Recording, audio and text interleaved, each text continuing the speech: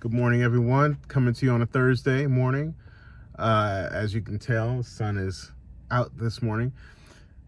But the question is that I hear a lot of people talking about, excuse me, stocks or real estate. A little versus here. Uh, that's I'm gonna give my thoughts on that question. Please like, subscribe, comment, and share. I appreciate it. We're up to 165 people. I know I hate asking every time, but it truly does help the channel, helps the algorithm. And if you appreciate the information I give, it would be much appreciated. And thank you so much. Now let's get to it. So stocks versus real estate. Obviously, I'm a real estate guy, so I love real estate. I love all things real estate. I am now learning about the stock market. I had a base level understanding, and now I'm trying to get more of an in-depth understanding and knowledge of the stock market. And one of the things about, we'll start with real estate. One of the things about real estate is there's several ways that you can lever against it, which it makes it nice. And I don't know many other assets out there that you can lever against it, meaning like you can get a loan against it, right? So if you wanted to get a HELOC, or if you want to do a cash out refinance, there are things you can do to get the money out of real estate and make it work harder for you. Whereas with stocks, I don't know that you can do that. Maybe you can, but with real estate, you get appreciation. It means that your property goes up in value based on the area and what things are trading for. As we've all experienced in the last few years, real estate is on a tear, so it's just going up. A lot of people are saying it's going to crash.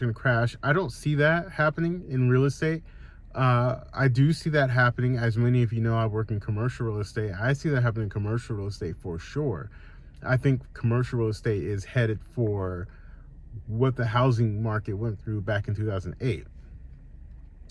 So I do see that, because let me just go off on that tangent real quick.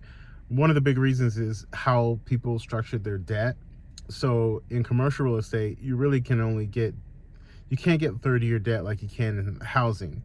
And they consider commercial to be, once you get after, after four units, so 5 units and up is a commercial loan.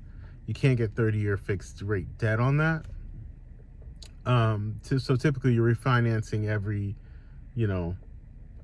7 to 10 years or something like that. So a lot of people went and bought up this real estate, commercial real estate, back in 2020 or maybe 2019, and they got it at these historically low interest rates, and now they're coming to the point where those loans are becoming due, where they're going to need to refinance them. Well, if you got an interest rate at 3, and now you got to refi that debt into 7, 8, or something like that, you can see how it doesn't make sense, because it's almost like doubles or triples your rate, or can't triple your rate in some cases. So it's and then they also will make you do a cash in refinance, so you'd have to have a cash call, and a lot of investors don't like to do that. So when you call your other partners in that deal, say, hey, you're gonna have to put more money in. So I think commercial real estate is headed for the pain. Back to the housing real estate, appreciation, the market drivers in the area, that's usually a good thing. Depreciation, so the IRS will allow you to count that against your earnings or whatever to offset your taxes. I am not a tax expert. I'm not an accountant or anything like that. I'm just telling you what I've experienced.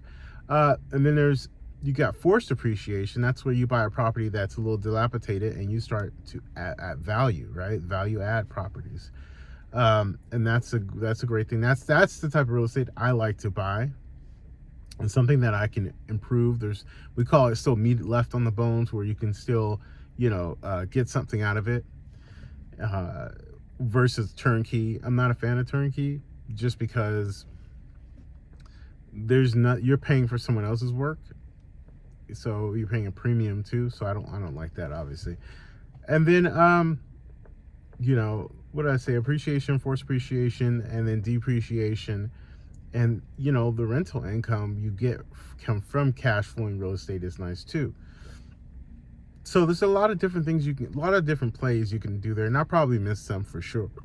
But real estate is generally safe over time. Even if you bought a bad deal, a house, you just give it time. And real estate has this beautiful thing about it where it will make you look really smart and intelligent, you know, a decade from now or something like that. Things generally don't go down in real estate, and even if they do, they generally always come back and stronger. I mean, look at rent prices. Rent prices are not what they used to be in the even in the 90s, 2000s, early 2000s. It's just going up and up and up. So I really like real estate for a lot of those reasons. You know, what it produces every single month, and it's tax free. So I do like the cash flow aspect of owning real estate. Now, let's talk about the stock market. I obviously can't talk much about it because, quite frankly, I'm not that well versed at talking about the stock market. But that being said, there are dividend stocks you can buy that will produce a monthly cash flow. You know, the great thing about the market is the market will do all the work for you. You just got to dollar cost average and invest your money wisely and pick, you know, some good stocks and mutual funds and things of that nature. And, you know, you can produce. I don't think, I mean, this is above my pay grade. I don't know that you can lever on the stock market, on investments that you have or anything like that. But I think you can